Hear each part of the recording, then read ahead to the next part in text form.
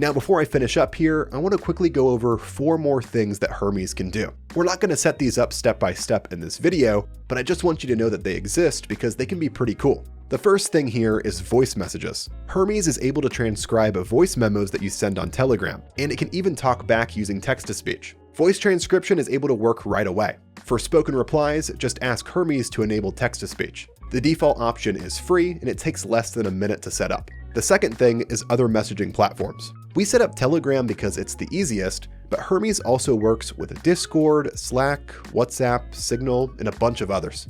Just run Hermes Gateway setup in the terminal, and it's going to give you a menu. It's the same agent with the same memory, same skills, it's just another way to reach you. Now the third thing is the Skills Hub. Beyond the pre-installed skills, there's a whole library of community skills that you're able to browse. Just ask your Hermes agent to look up the specific skill you're wanting to install, see if it's available, and if it is available, go ahead and ask your Hermes agent to check it for safety, and then just ask what the next steps are to install it. And the fourth thing is MCP support. MCP is a way to plug outside tools directly into Hermes, like adding the official GitHub MCP server so it has direct access. The command is Hermes MCP add, and it's going to walk you through exactly how to set it up. If that sounds advanced, don't worry about setting this up on day one. Just know that it's there whenever you're ready.